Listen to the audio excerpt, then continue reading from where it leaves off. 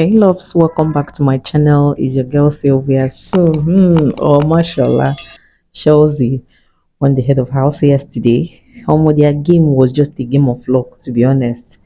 You have to be throwing those ping pong balls inside the basket first. There is this container they put there one, two, three, four. So if it enters in one, it is you multiply the number of balls by that particular number in that container. So that was how he did it too. And then they now did the second one. You can see that net. And he now happened to win. So guys, you know that after the head of house comes the whole black card envelope challenge.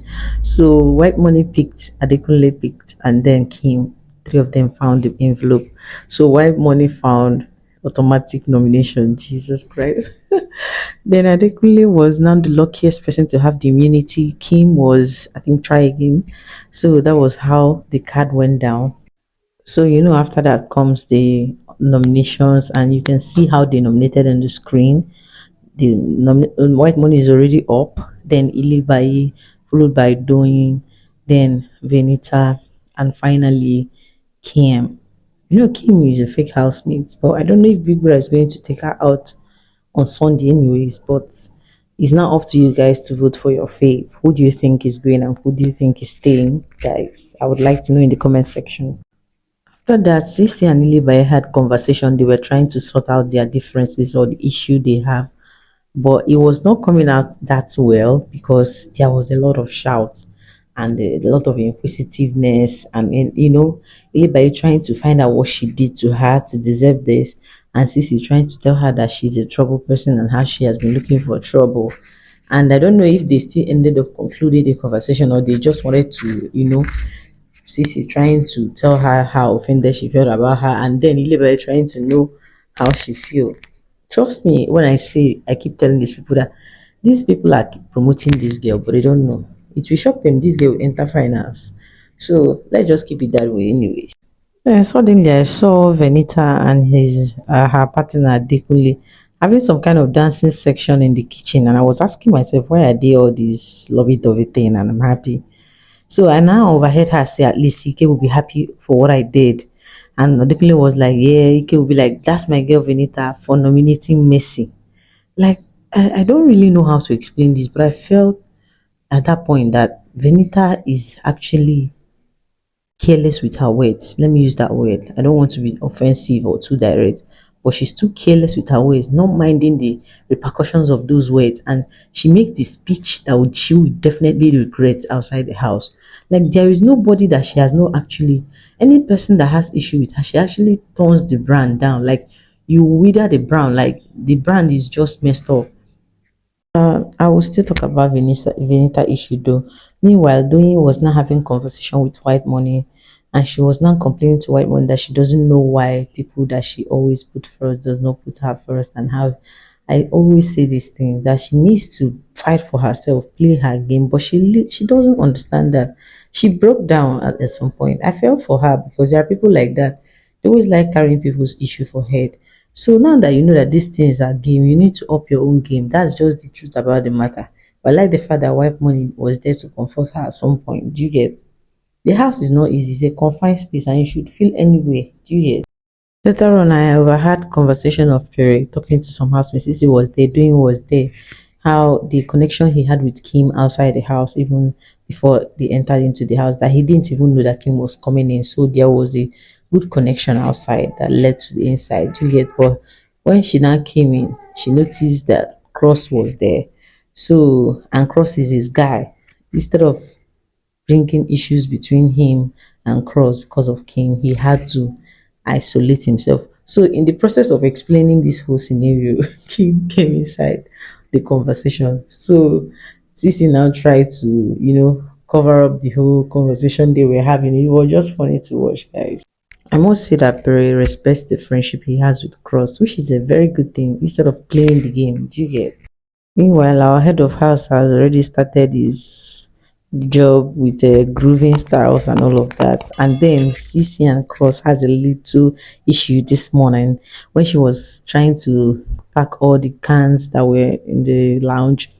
Cross was now like, "Ah, you need to dispose the water on the content inside before putting it in the waste bin. She was not like she has things to do that she can just easily put them in the waste bin. Cross was like, it's not okay, this and that. She was not like, please don't piss me off. Every everybody has the way they do their things. So I feel like Cross, you said it once or twice. Just let her be. I know there are people that have eyesores for things, but this is what she wants to do. And of course, remember, the house is not just for you alone, it's for everybody, and you expect every character you see.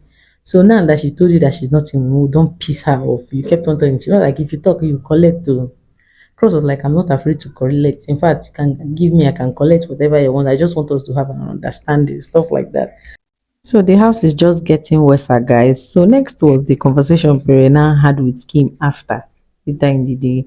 Like Kim was like that she noticed that Pere was avoiding him and all of that. Pere was not giving reasons that he had to so that it won't cause any trouble. So he noticed the cross in the picture. So he had to isolate and avoid the whole situation and all of that. Kim was like, she felt like that Pere was not being close to Lucy. So she was not like, so what are you trying to do when she clearly don't understand what you're doing? So this is now Pere, Kim, and Cross Triangle as another situation ship in the house, and I hope they come out of it because we can't ship three people. It's just one male, one female. Abi, yeah, nah. So guys, I'm still trying to say that these housemates are confusing me. That's how I now had Adekunle complaining in the dressing room. There was there about the how inconvenience Alex is making him with the cupboard thing and all of that. That he's no longer finding it funny, this and that. He needs some free space and all of that. And Alex now had to come in and started explaining herself. I wasn't like the other conversation you were having with Venita yesterday morning. You were talking about how she was dressing nude, how she was wearing pants and all of that. I don't know what it is, but I felt they will sort out their issues at the end of the day because I don't see Alex like a troublesome person anyways. I feel like this season Adekunle is still in his shell. We've not really seen much except he came for shipping thing, and the shipping thing is not really showing him rather the other person. Do you get? So I don't know. I just the God that I think is that he has a very good strong fan base. If not, I don't know what he's going to be doing by now in Big Brother house because obviously he's under a shell. Like another person is covering what you're supposed to do, so there is no content coming from you. It's basically these minor issues. So next was me hearing the conversation of white money and Doyin. At this point, I felt like Doyin is getting tired of the whole game and all of that. She was now saying, "Is it smart to go into the diary room to talk about people to not vote for her? That she doesn't want people to vote for her." I don't know if she's probably trying to take a voluntary exit or something. But then white money told her not to do that. It's very very dangerous. That she's going to regret it.